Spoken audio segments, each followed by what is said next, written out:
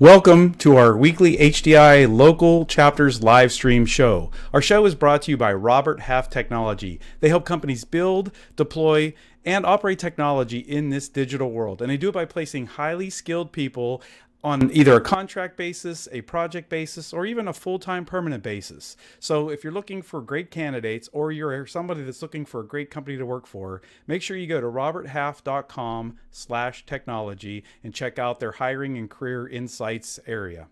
Okay, so today our guest is the legendary HDI Roy Atkinson. Now, Roy is the CEO of business advisory firm Clifton Butterfield, LLC. He's also a fellow of the Institute for Digital Transformation, and he's a contributor to Customer Service Weekly and ITSM.tools. Now, Roy also has his own show where he co-hosts called KTLO, or Keeping the Learning On. It's a YouTube live stream conversation every Friday at 10 a.m. Eastern. So he doesn't compete with this show, so please go support him as well. All right, so the legendary part.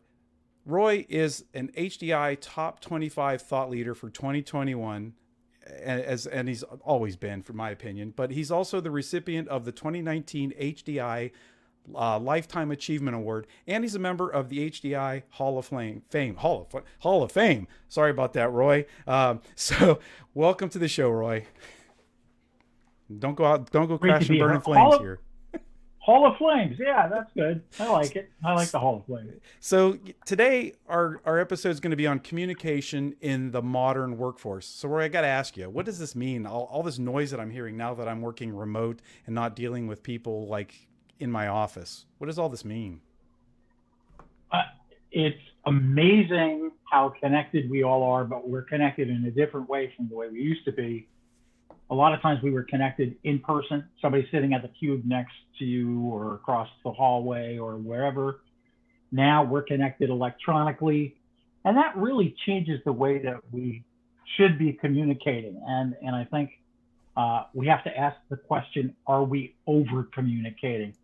So if it's okay, I've got some visual stuff here, Tom, that I'd love to share with the audience if I can. Sure, go ahead. I'll go ahead and screen share that. And you look at all the different channels that we look at, all the social media stuff that's going on, and all these different ways to communicate, webinars and text messages and email and stuff that we see on the live stream you reference on YouTube and so forth. We talk to each other on LinkedIn.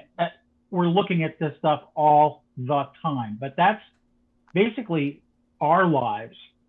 But then when we talk about the way people are communicating in business, I have some amazing stats on this, and it's absolutely breathtaking to look at some of these stats. So Microsoft Teams, everybody's familiar with that, or most people are anyway. The sharing capability that Microsoft has. Back in March, when this started, beginning of March, let's look at March 12th is the baseline date here.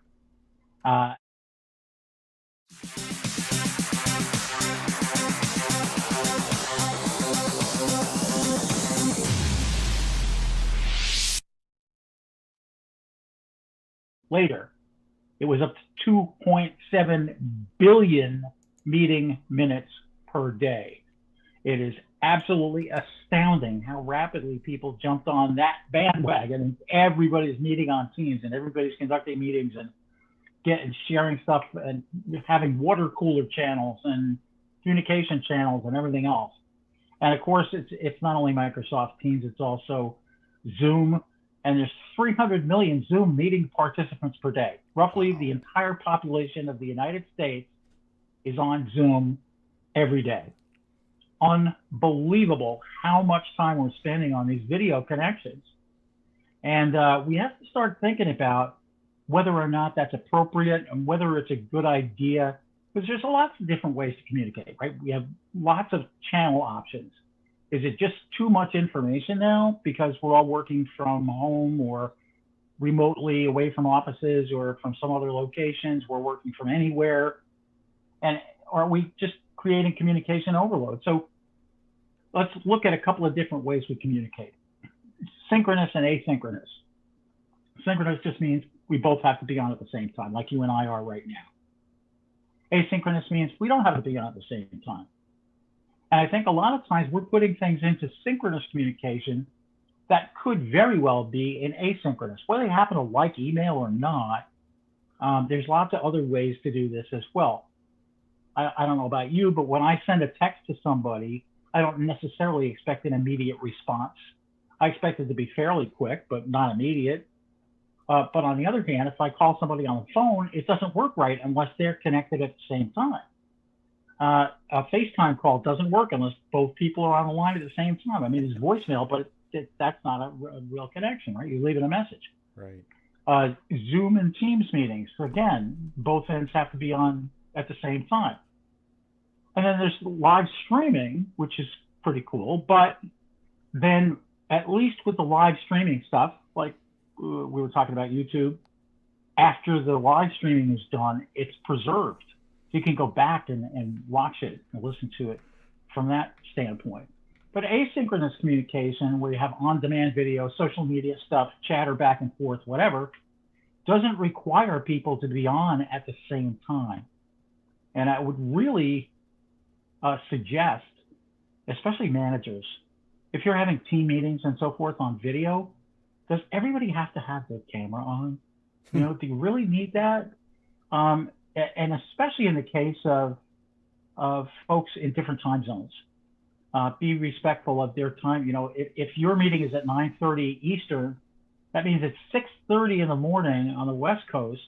There is a West Coast, right? There's a West Coast still. Okay, just check it, because these days I don't know what's going on. But you know, 6:30 in the morning it's very early for people to get up and get ready and get their hair straight. Wait a minute, what am I talking about? But you know what I mean. Get their hair straight and get, you know, some people use makeup, whatever it happens to be. It's tough to do that. So they really need to be on video. If you don't need to see their faces, but you do need them to get information. If all you're doing is broadcasting information, do they really have to be there anyway?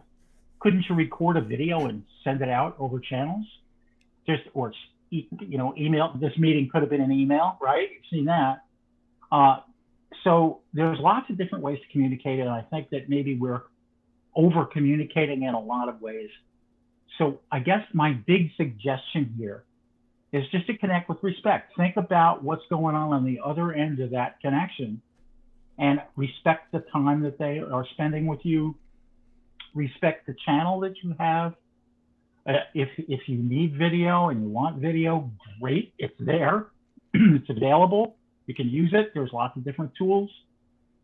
But for goodness sakes, don't make unreasonable demands on the other side of the connection. Use the right channel the right way. That's pretty much it. So I'm gonna demand that you go ahead and put your screen back on so I can see you and the audience can see you. Why? Why would you want to see? Well, make sure you have your hair done. That's all. I just got to ask. Do you have your hair done? Well, that's it. It takes hours for me to do mine. You know, Roy, I heard you talk about this, I don't know, was it a couple weeks ago or so when we did our mini summit, and it made me really think about the different things that you gave tips for. And I've changed my meetings to say, so, you know, today I had a team meeting, and most of the meeting was a very much in-depth discussion on our unassigned tickets instead of updates. I'm figuring I use a product that it's a cloud-based product that we use that they can see. I have agenda items, they're cards, and quite frankly, my team can go and they can see those themselves. They don't need to have me read it to them if it's just something that's an update on it, and they all update the cards and such. So you're right. I just thought that that was neat when you told me that. I really thought about, like, am I sharing something or are we discussing something? And I've actually shortened a lot of my meetings except now the funny part though, the one today went over the hour because we were having such a, what did you call that? A purposeful discussion, or, you know, like it was really something. Now I will say this, that you were talking about some of those other methods, and we use Slack. I know a lot of places use Slack, and it's funny how we're at the point now where we thought, well, we'll create a Slack channel for my team and a Slack channel for the manager team and a Slack channel for our help desk. And then we have these cross channels for the help desk and the PC team. And it's almost to the point where like, there are just so many channels to manage. And by the way, I have 5 Slack channels that I have one for work, one for, HDI, one for other things. And it's starting to become very, very overwhelming. So, it is hard, and it requires a certain amount of self-discipline when you're on the receiving end of that too. I have Slack. I get email from 2 different places. I get text messages. I get signal messages. It's coming in all the time, and sometimes we have to remind ourselves, wait a minute, I need to get work done. Yeah. This is not getting the work done. It seems like it's work, but it's not, so it requires self-discipline too. Yeah. And it's I know that, for me, it's been very transformational because I can remember growing up and, not talking about how old I am, but, I know I grew up like the way we're connected now is definitely not the way we were connected, when I was growing up.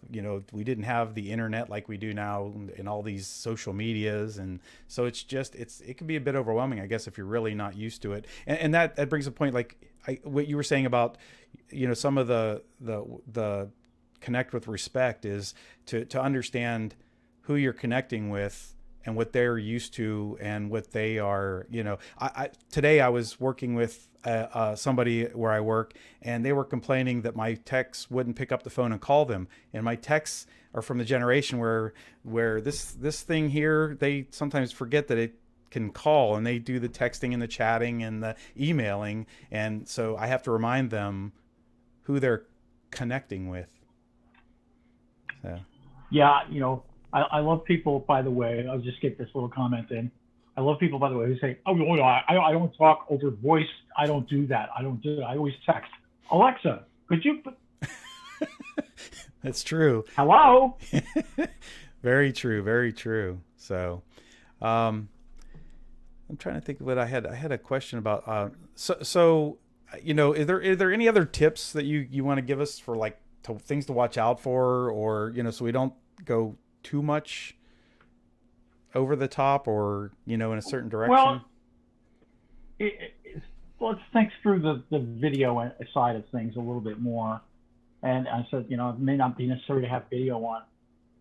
And I hinted at the fact that it might not even have to have a meeting in the first place. But think about why so many places are requiring you to join with video if it's on Teams or Zoom or something like that. Why? Is it because they have to see you to believe that you're there? Is it that they don't trust you? Is it what? Why is that? Because no matter how good it is, this is not the same as being in person. Just because there's 2 faces on the screen right now, you and me, doesn't mean it's the same as being in person. When we're in the same room, it's a totally different kind of a thing. Yeah. So don't try to imitate that, but realize the limitations of it, and same across any set of channels. Realize the limitations of email. Realize the limitations of Slack. Just think about it and always put yourself in the other person's shoes and say, what is it like to get a really nasty down email at 5 o'clock on a Friday? Not good. I had a boss that did that almost without fail every week. It was awful. No. Well, we're almost, believe it or not, we're almost out of time. So I just, I want to thank you for being, and I told you this goes quick. I can't believe it, but, and I want to say it's been an honor to chat with you today. And you are, I know this is an inside joke between you and I, but you are the real Roy Atkinson, not the one that I thought was the guy in front of me at a conference one time. But how do you know? Well, that's true. He played along because he knows you, so he played along with that. I believe he was the one who told you I made that mistake, so that was funny. But and I really enjoyed talking with you and hearing your insight on such a hot topic because I just mentioned today. I think today I've been on 4 different platforms for video chatting with different people in different organizations. Even that can get confusing. So but again, Roy, thank you for taking time to chat with us. Really appreciate it. Thank you, Tom. Thanks for asking me to come on. It's great. Awesome. And everybody out there, I want to ask you to join us next week. We're going to talk with Manly Feinberg, former IT director for Build-A-Bear Workshop. And remember to join us every Wednesday at 7 p.m. Eastern for our live show. And for those of you that like to binge watch, as Roy and I were talking about, subscribe to our Twitch and our YouTube channel so that you can watch all of our episodes anytime you want, with or without your camera on. And feel free to leave us comments in the comment section of both of those channels. And if you have questions for our past guests like Roy, we'll pass them along and get you an answer, response to, when they give one to us. So thanks again for watching, and we'll see you all next week. #HDI Local.